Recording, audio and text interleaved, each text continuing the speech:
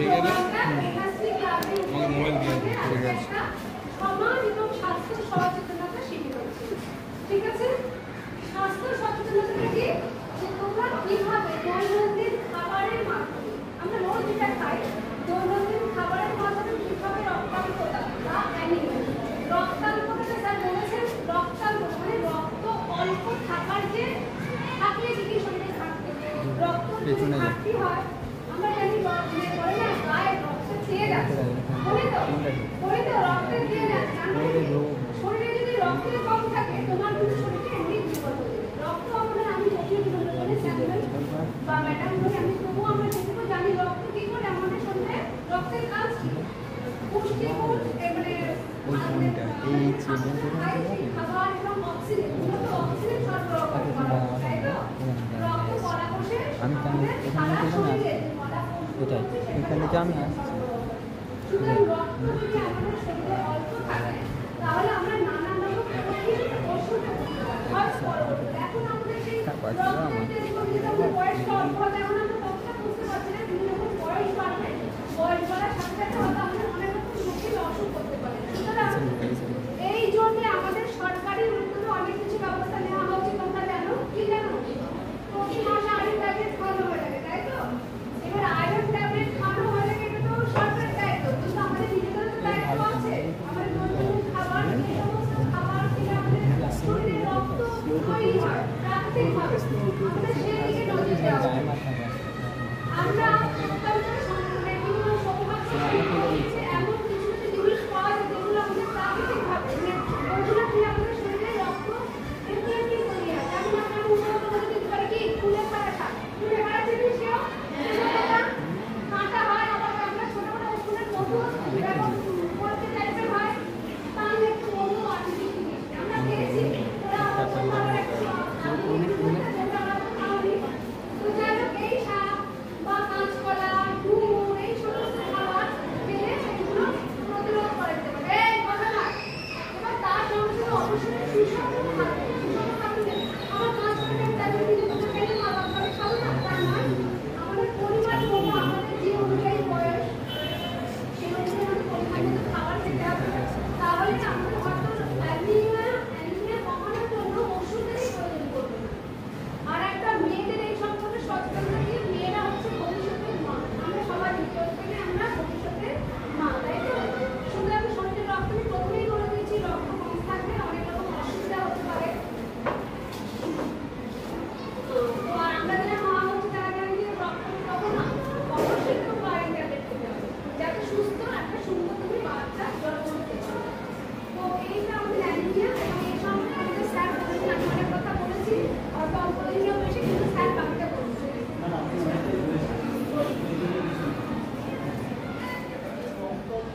রক্ত শূন্যতা যেটাকে আমরা বলি সেটা কিন্তু তৈরি। তো তোমরা এখানে সবাই যারা রয়েছে সবাই কন্যাশ্রী ক্লাব, মানে আমরা সবাই কন্যাশ্রীর বেনিফিটটা পাই, সবাই কন্যাশ্রীর টাকাটা পাই। এই যে যারা উঠেছো তারা সবেমাত্র ডকুমেন্ট জমা দিয়েছো, আর কিছুদিনের মধ্যেই তোমাদের আইডি ক্রিয়েট হবে, তারপরেই তোমরা কন্যাশ্রী হয়ে যাবে, স্বীকৃতি পাবে। এবং এছাড়াও 9, 10, 11, 12 যারা আছে, আমরা তো 11টাকে ডাকতে পারিনি শুধুমাত্র পরীক্ষার জন্য, আর 12টা তো অল্প আছে, ওরাও পরীক্ষার জন্য প্রিপারেশন নিচ্ছে, যার জন্য ওদেরকে খুব বেশি টাকা হয়নি। কিন্তু তোমরা অর্থাৎ 8, 9, 10 তোমরা প্রত্যেকেই কিন্তু এক একটা কন্যা এবং কন্যাশ্রী। এই কন্যাশ্রী কিন্তু টাকাটা পেলেই হবে না, কন্যাশ্রী প্রকল্পের যা যা কাজ সেই কাজগুলোকে মনোযোগ দিয়ে শুনতে হবে, এবং তোমরা বাস্তবে কি করছো সেটাও কিন্তু আমাদের ফিডব্যাকটা দিতে হবে। সুতরাং আমি লাস্ট সম্ভবত এই মঙ্গলবার বা বুধবার এরকম ব্লকে আমাদের একটা মিটিং হয়েছিল, যে মিটিংয়ের সার বস্তু বা সারমর্ম তোমাদের এখানে বলতে হতো, সেটা আমি এখন যেটা বলবো মনোযোগ দিয়ে শুনবে। ব্লক থেকে যে কোনো একজন কমিউনিটি বা অফিসার তোমাদের এসে হঠাৎ করে সার্ভে করতে পারে এবং বলতে পারে যে স্যার ম্যাডামরা এরকম কোনো প্রোগ্রাম করেছে, তখন যেন হ্যাঁ বলতে পারো, ওই জন্যই আমাদের এই অনুষ্ঠানটা বা এই প্রোগ্রামটা করা, বুঝতে পারছো? এবং সেখানে তোমাদের একটু টেস্ট করার জন্য সেখানে কিন্তু কয়েকটা প্রশ্ন তোমাদেরকে করবে বা করতে পারে, সেই প্রশ্নগুলোর উত্তর যাতে ঠিকঠাক দিতে পারো ওই জন্যই আমরা তোমাদেরকে এখানে রাখা হয়েছে। বুঝে গেছে? কারণ গতকালও আমাদের অনলাইনে মিটিং হয়েছে, সেই মিটিংয়ে জানতে চাওয়া হয়েছে যে তোমরা স্কুলে ছেলে মেয়েদেরকে নিয়ে অনুষ্ঠান করা হয়েছে। আমাকে বাধ্য হয়ে না বলতে হয়েছে, কারণ আমাকে বলতে হয়েছে যে অনুষ্ঠানটা আজকে হবে, গতকালকে মিটিং ছিল। তো সেই মিটিংয়ের বিষয়বস্তু ওরা 8 ঘন্টা একটা সেমিনার করেছিল। আমি সেই 8 ঘন্টার জিনিসটাকে 5-7 মিনিটে ছোট্ট করে বলার চেষ্টা করছি, তোমরা একটু মন দিয়ে শুনবে, কারণ তার ক্রস ভেরিফিকেশন কিন্তু যে কোনো মুহূর্তের ব্লক থেকে এসে করবে। তোমরা যদি না বলতে পারো বা তোমরা যদি কিছুই বলতে না পারো, তাহলে কিন্তু তার দায়টা স্যার ম্যাডামদের উপরে আছে। ঠিক আছে? যে আমরা তোমাদেরকে নিয়ে পড়াইনি বা ঠিক মতো বোঝাতে পারিনি। আচ্ছা, লাস্ট দিন পর্যন্ত আমার গলা শুনে যাচ্ছে? মাইন্ড নেই কিন্তু, ঠিক আছে? একটু খালি গলায় বলছি, ওই জন্য একটু মনোযোগ দিয়ে শুনবে। খুব বেশিক্ষণ বলবো না, কারণ বেশিক্ষণ বললে শোনার ধৈর্য থাকবে না। জাস্ট মেন পয়েন্টগুলো যেগুলো আমরা স্কুলে করতে পারি, সেই পয়েন্টগুলি আমি তোমাদের খুব ছোট করে বলবো। একটু জেনে রাখা ভালো, যেহেতু আমরা কন্যা মেয়ে, আমাদের শারীরিক একটা মেন সমস্যা হচ্ছে রক্তাল্পতা, অর্থাৎ রক্ত শূন্যতা, ডাক্তারের ভাষায় যেটা বলে। এটা কি করে হয়? যদি কোনো কারণে আমাদের শরীর থেকে বিভিন্ন কারণে লস অফ ব্লাড হয়, মানে রক্ত ক্ষরণ হয়, সেটা কোনো ইনফেকশনে হতে পারে, সেটা কোনো শারীরিক কোনো ক্রিয়ার কারণে হতে পারে, সেটা কিন্তু লস অফ ব্লাড। এই কারণে আমাদের শরীরের ম্যাক্সিমাম মেয়ে, 100-র মধ্যে প্রায় 95টা মেয়ে, তাহলে পার্সেন্টেজটা এতটাই বেশি, বুঝতে পারছো খুব আতঙ্কের একটা পার্সেন্টেজ।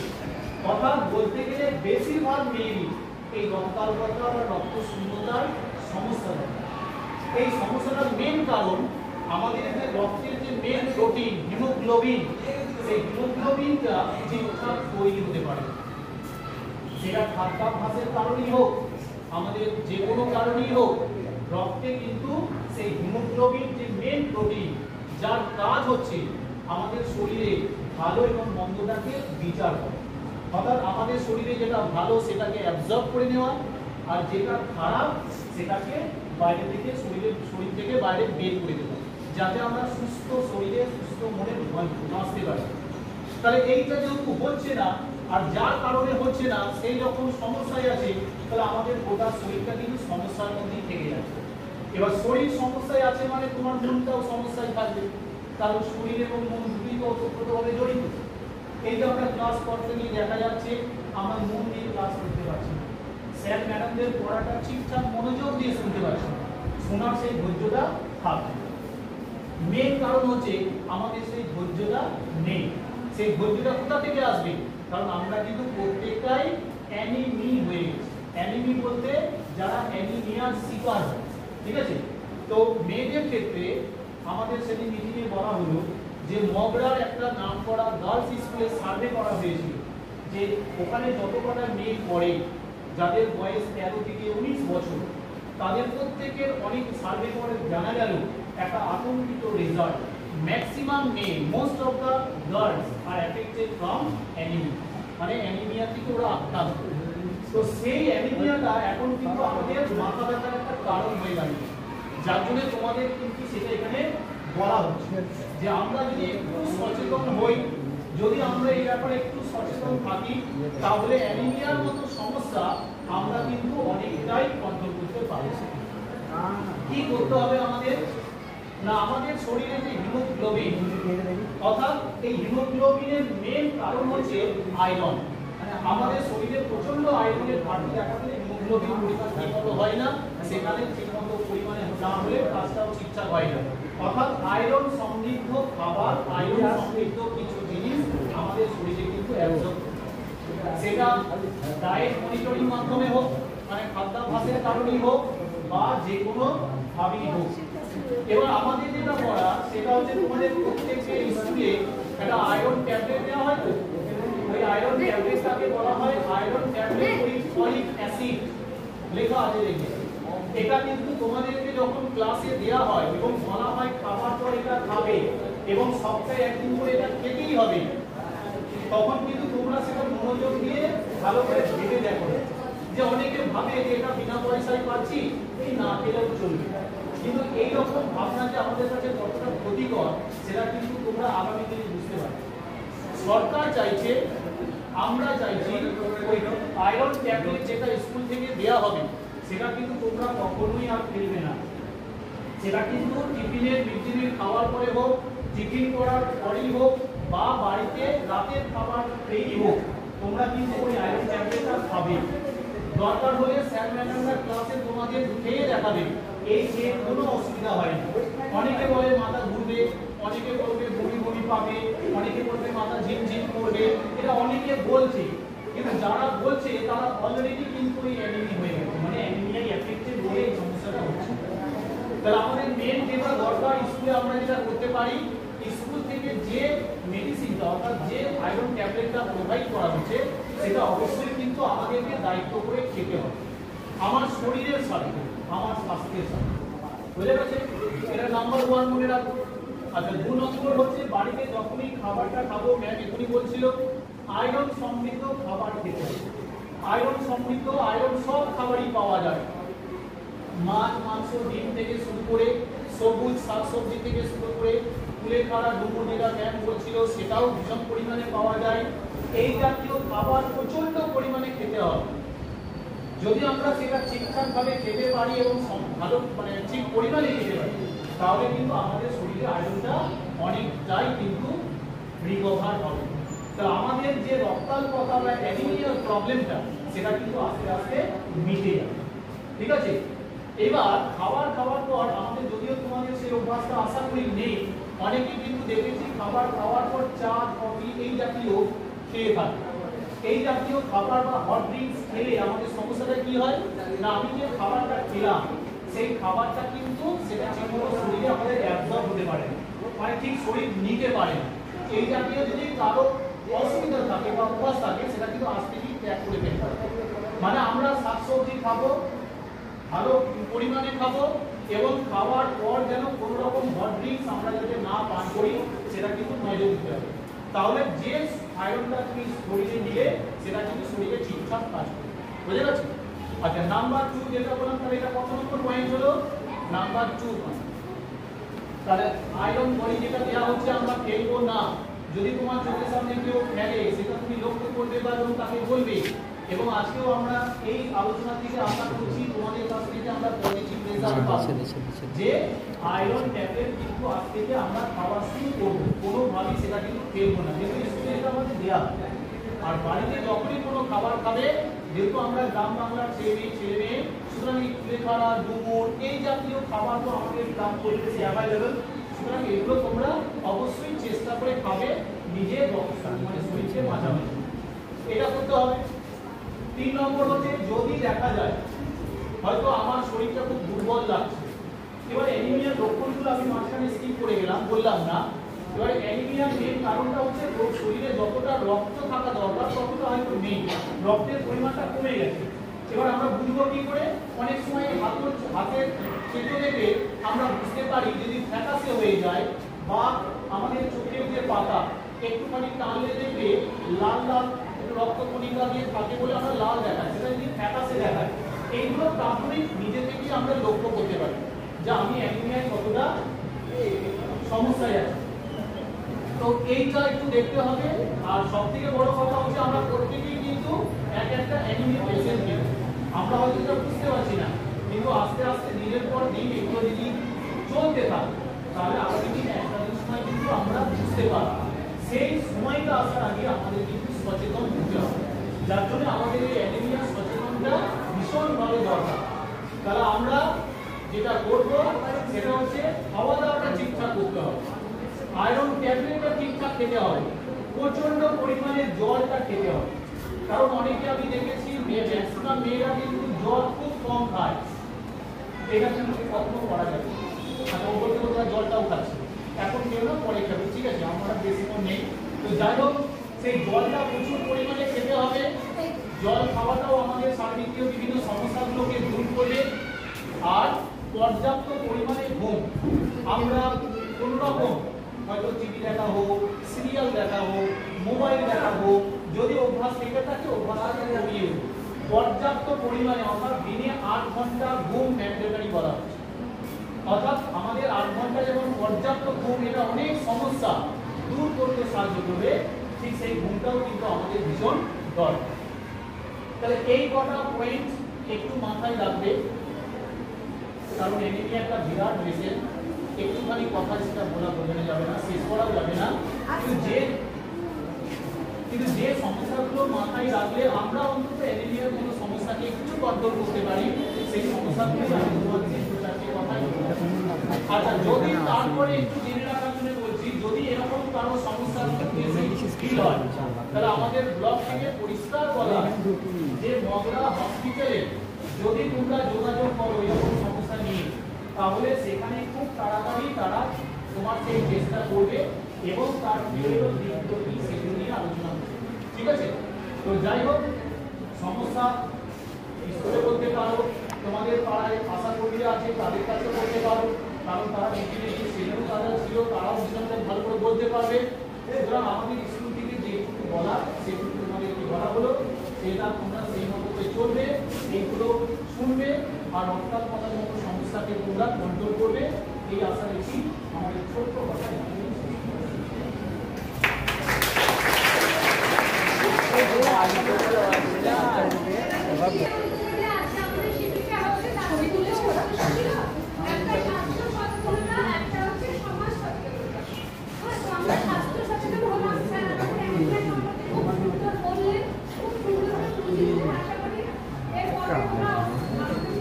আমাকে দিয়ে যাচ্ছিস আমার সামনে দাঁড়াবে।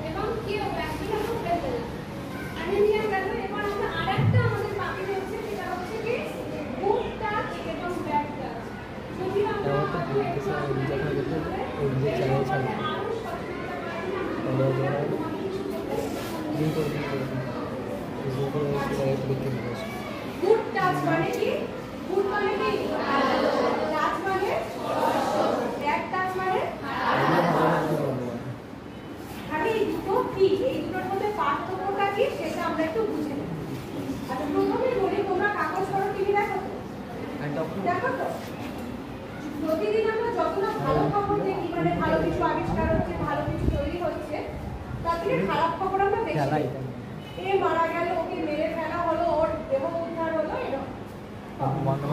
বেশিরভাগ ক্ষেত্রে আমরা দেখি যে যারা ভিকটিম মানে শিকার যারা, তারা কিন্তু মেয়ে, তাই তো? তাহলে আমরা বুঝতে পারছি যে মেয়েদের উপর একটা অত্যাচার হয়ে আছে। তাহলে আমরা মহাভারতের নাম শুনেছ? কে লিখেছিল?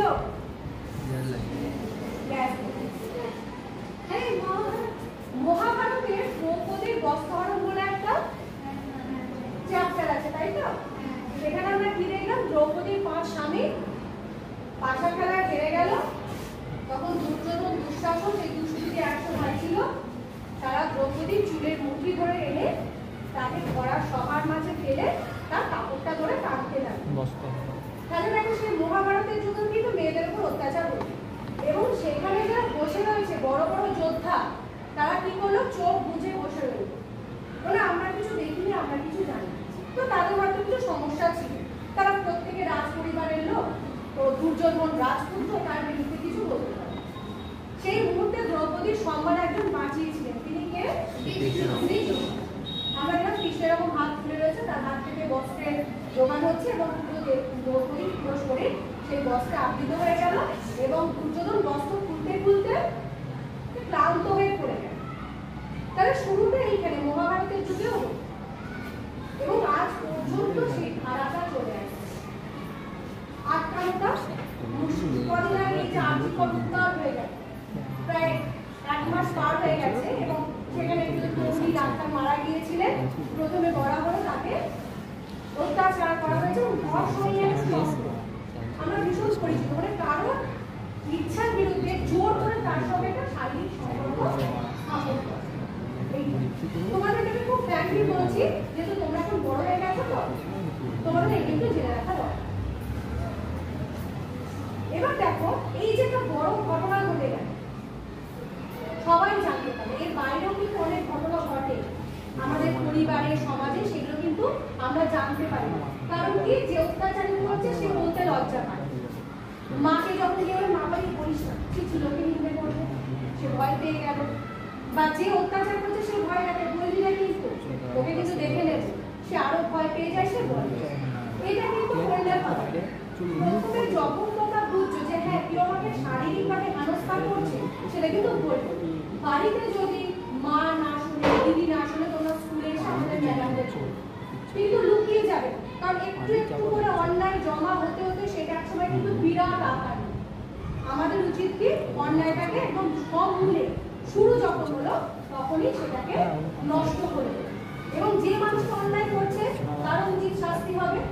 সে বুঝবে না, সে প্রথম দিন একটু অন্যায় করলো, শাস্তি পেল না, পরের দিন এতটা অন্যায় করলো, শাস্তি পাবে না, তারপর একটা বিরাট অন্যায় করবে, তার তো সাহস বেড়ে যাচ্ছে।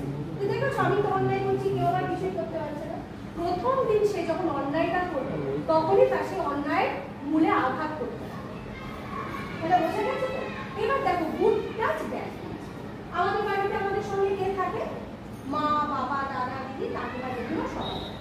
এবং তারা আমাদেরকে নানা সময় নানাভাবে আদর করে, ভালোবাসে, তাই তো?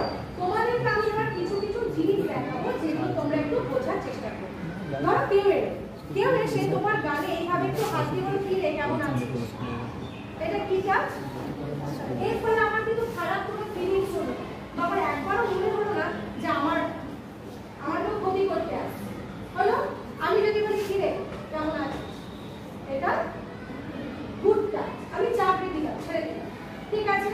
আমি যদি মাথায় কি রে কেমন আছিস, ভালো তো, ভালো পড়াশোনা করছিস তো, এই ফিলিংসগুলো, এই যে আমি গায়ে হাত দিচ্ছি মানে কি খারাপ অনুভূতি আসছে না। কিন্তু এবার কিছু কিছু আমি তোমাদের দেখাবো, তোমরা দেখে নেবে। এমন কিছু কিছু স্পর্শ আছে যেগুলো কিন্তু আমাদের শরীরকে একটু শিউরে ওঠে। আমাদের মনে না এই জায়গাটায় আমি আর নিরাপদ নয়। সেটা কি? কেউ ধরো আদর করার সময় এরকম পিঠে হাত ঘুমিয়ে যাচ্ছে। আসলে আমাদের শরীরে বিভিন্ন জায়গায় বিভিন্ন হরমোনাল গ্রন্থি, তারা কি করে, দুষ্ট লোকেরা কি করবে, সেইগুলোকে জাগানোর চেষ্টা করবে। এরকম বা কেউ হয়তো এরকম করে গায়ে হাত দিচ্ছে, কিন্তু ব্যাগটা যখনই সে হাত দেবে তখন কিন্তু আমার মস্তিষ্কে একটা কিছু জানান যাবে যে না এটা কিন্তু ঠিক করছে না। তাহলে সেই মুহূর্তে আমাদের কি করতে হবে? সেখান থেকে ছিটকে বেরিয়ে চলে আসতে, তাতে সে আমার যত আপনজনই করতে হবে। ভেবে রাখবে বাড়িতে আমার আত্মীয় স্বজনরা যে আমার কোনো ক্ষতি করবে না সেটা কিন্তু নয়। আবার এটা আমি বলছিলাম তুই বাড়িতে কি করবে না, চোখে দেখবে ভাবি, এটা কিন্তু নয়। এটা আমাদের অনুভব করতে হবে, ঠিক আছে? বোঝা গেছে? পারলে তাহলে তুমি স্পর্শ বুঝতে পারবে। এবার দেখো কেউ হয়তো পায়ের এইখানে হাত বুলিয়ে যায়, সেইটা কি ব্যাড টাচ, বুঝতে পারবে? সেইটা হবে ব্যাড টাচ। আবার কেউ পায়ে একটা চাপড় মেরে উঠে গেল, সেটা আমাদের বিরাট। এবার দেখো আমাদের ছেলে বা মেয়ে বলো, আমাদের একটু প্রাইভেট যেগুলো আমরা সবসময় পোশাক আশাক দিয়ে যেতে পারি। কখনো যদি কোনো মানুষ ভালোবাসার ছলে, স্নেহের ছলে সেই কোনো একটা জায়গা স্পর্শ করার চেষ্টা করে, সেটা কিন্তু একেবারে দেয়, এটা কখনো বুঝতে পারছো? ওই জায়গায় আপনি কেউ না কেউ না সেই জিনিসটা আমাদের কি করতে হবে? ছুটে চলে আসতে হবে, চিৎকার করে দৌড় করতে হবে। এবং তাদের সাথে আলোচনা করতে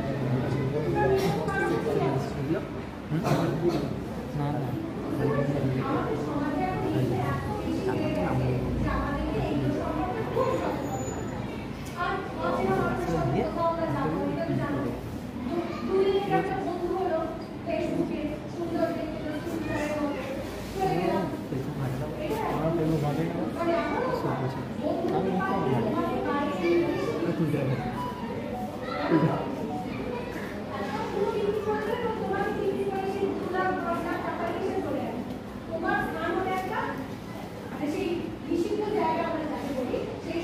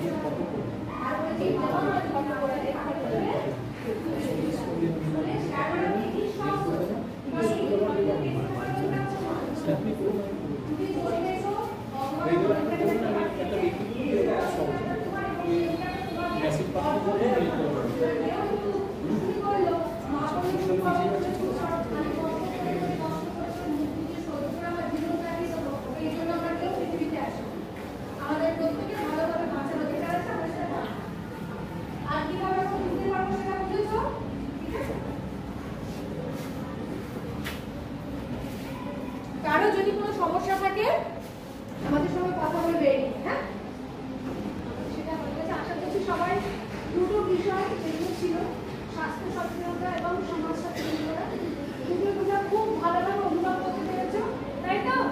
ঠিক। আর এরপর থেকে এইগুলো যেটা আমরা ব্যাড টাচ সম্পর্কে, গুড টাচ তো আমরা জানি, গুড টাচ ভালো করবো, ব্যাড টাচ সম্পর্কে যেটা জানলাম, আশা করি আমাদের সঙ্গে যদি এটা কখনো আমরা দেখি আমরা সেটা সেই মুহূর্তেই প্রতিরোধ করবো, ঠিক আছে? সেখান থেকে বেরিয়ে আসবো আমরা, এটাকে আমরা বারংবার করতে। তো আশা করছি আজকের শিবিরের পরে তোমরা সবাই খুব ভালোভাবে বুঝেছো এবং এগুলো থেকে দূরে থাকতে পারবে, ঠিক আছে? তোমাদের সবার সঙ্গে